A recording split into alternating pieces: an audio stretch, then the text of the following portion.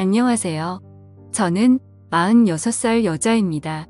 어렸을 적 우리는 제법 넉넉하게 사는 중산층 집안이었습니다. 사업을 하는 아빠는 경제적으로도 가정적으로도 든든한 존재였고, 엄마가 몸이 약한 것 빼고는 형제 4명과 우애 좋게 잘 지냈습니다. 저의 남매들은 영특하고 똑똑한 편이었습니다. 언니는 미술에 탁월한 재능이 있었고, 동생 1명은 법조인이 되고 싶어 했으며, 다른 동생은 의사가 되고 싶었습니다. 저 역시 피아노로 제법 잘 치는데 유명 음대를 다니고 있었습니다.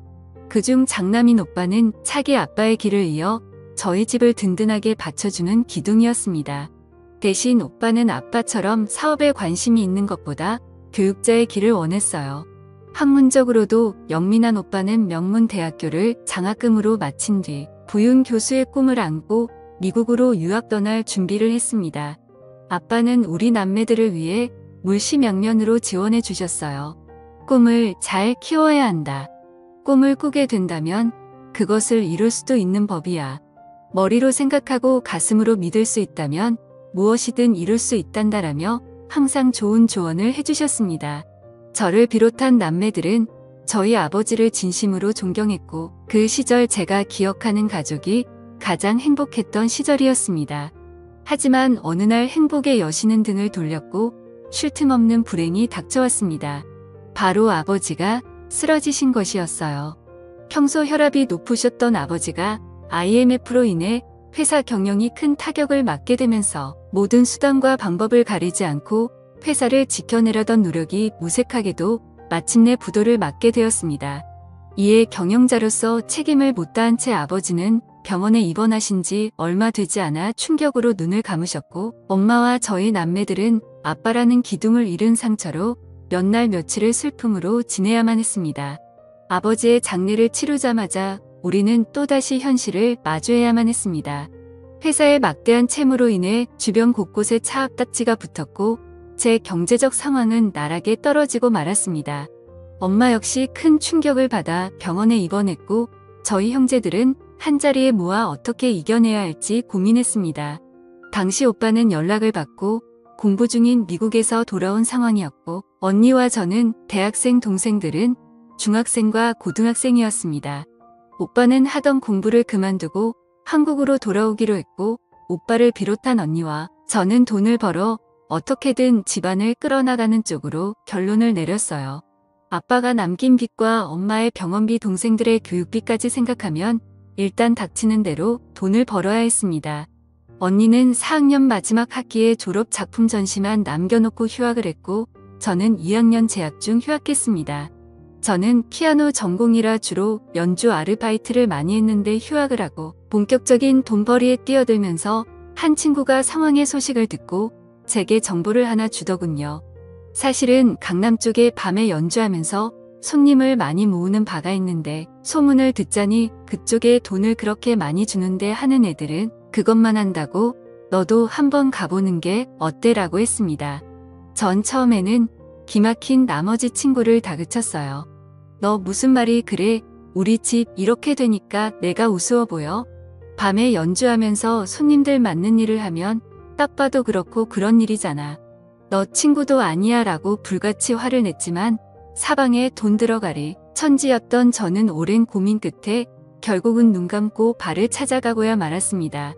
그때 그 바를 찾아갔던 게 제 인생을 송두리째 바꿔버릴 줄은 생각도 못했네요. 나이든 사장과 화장을 짙게 한 실장이라는 여자가 저 보고 면접을 보더군요.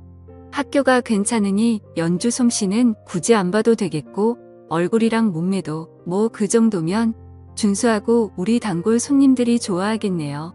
우리 반은 다른 곳이랑 다르게 수준 높고 점잖은 분들만 오셔서 크게 문제될 건 없을 거예요. 손님들 관리만 신경 쓰면 팁도 두둑하게 챙겨받아 꽤 짭짤하게 벌어갈 테니까 열심히 잘해봐요 라고 얘기를 하니 벌써부터 심장이 두근두근 거리더군요. 저는 가족한테는 연습을 핑계로 당분간 학교 근처 친구네에서 지내다가 그날 밤부터 바로 근무에 돌입하기로 했습니다. 실제로 저와 같이 일하는 아가씨들은 저와 같이 음대생들이었고 전공도 가지각색이었어요. 바이올린, 피아노, 블루 트럼펫, 튜바 등등 악기 편성 또한 다양했습니다. 주로 클래식이나 재즈를 연주했고 손님들의 호응에 따라 지목받으면 곁으로 가서 맞춰주었습니다. 바에서 말한 대로 점잖은 고객들이 대다수 많이 오긴 했지만 간혹 멍멍이 같은 손님들도 들리고는 해서 그야말로 손님복은 복불복이었습니다. 주로 옆에서 잔을 채워주고 말도 묻어주는 일을 했지만 간혹 분위기 취해선을 넘는 위험한 제안도 많이 받기도 했어요. 그런 손님들 간상히 떼버리고 제가 벌었던 수입은 낮에 뼈 빠지게 번 수입과는 비교도 되지 않을 만큼 많았습니다.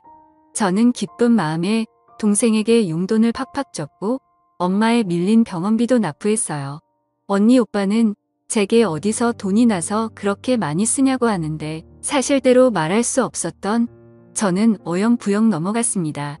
그러던 어느 날 바에서 피아노 연주를 하고 있던 저는 누군가의 지목을 받게 되었습니다.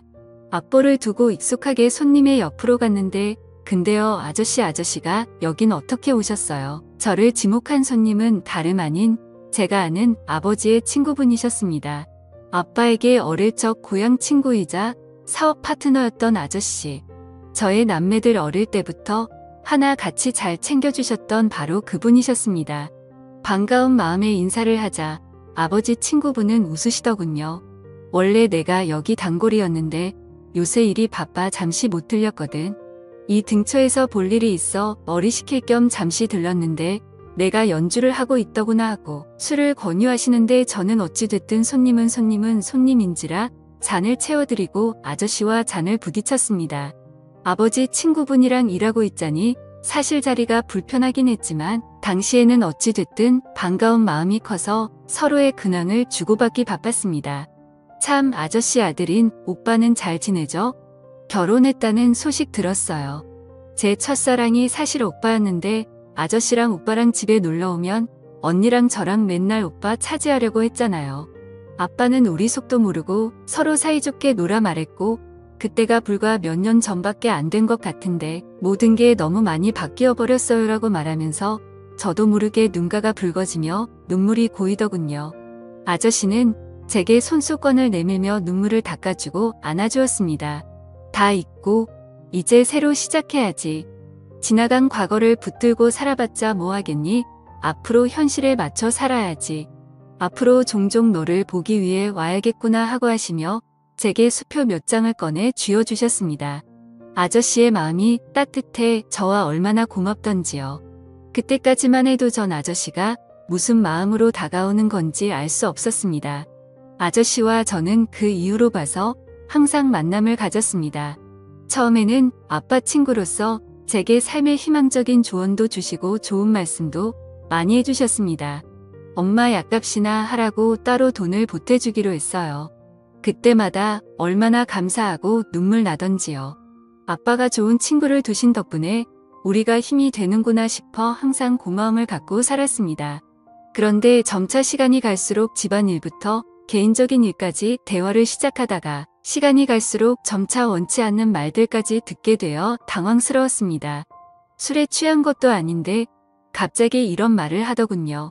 부인이랑 정내미가 떨어진 지 오래야. 몇 번이나 아들 생각해서 계속 붙잡아 사라졌는데 영 재미가 없어. 아들도 장가 보내겠다. 나도 이제 내 청춘 좀 찾고 싶은데 요새 내가 어느 여자와 사랑에 좀 빠졌거든요 라고 얘기하면서 절 보고 제 손을 잡는데 저는 순간 온몸에 소름이 돋아 어색하게 웃으며 손을 빼내었습니다. 그래서 제 손을 다시 잡는 아저씨가 말했습니다. 너 나랑 만나볼래?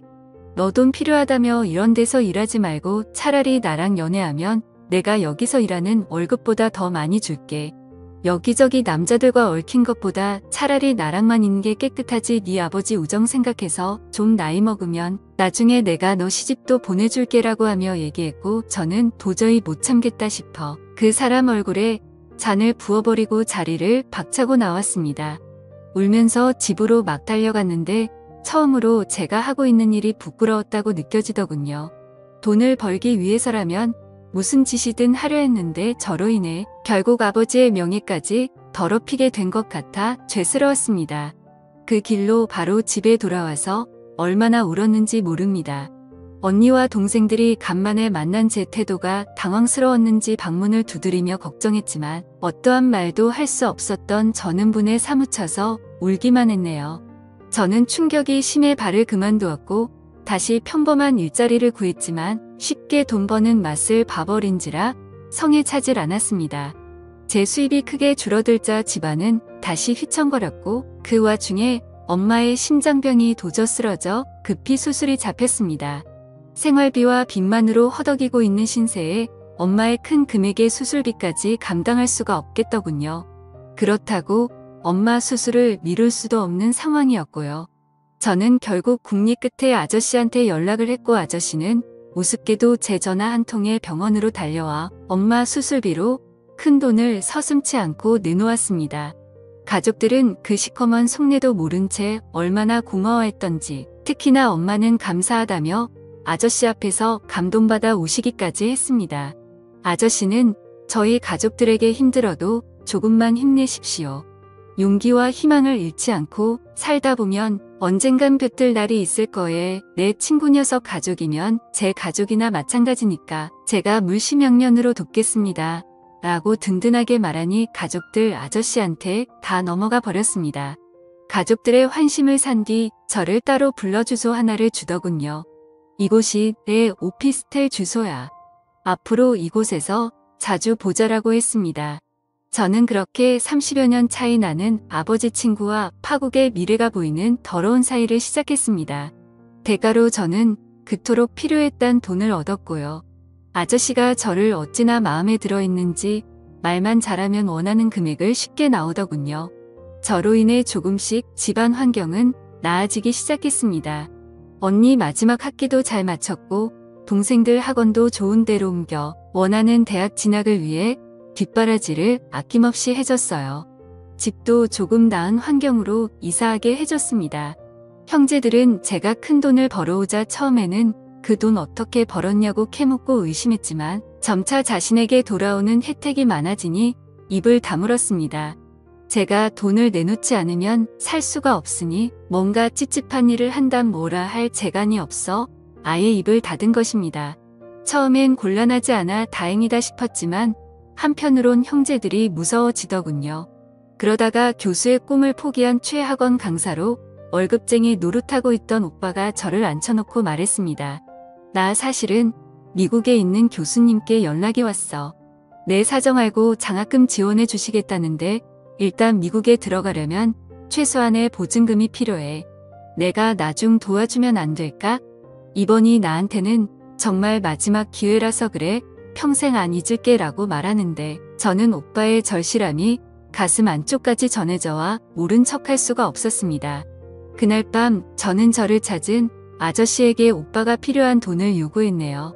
처음에는 금액이 커서 안 되겠다던 아저씨도 제가 술수를 부리자 결국 오빠를 위한 돈을 마련해 주었고 오빠는 그 길로 제게 고맙다는 말도 없이 미국으로 떠나버렸습니다. 그리고 그 이후로 20여 년이 흘렀습니다.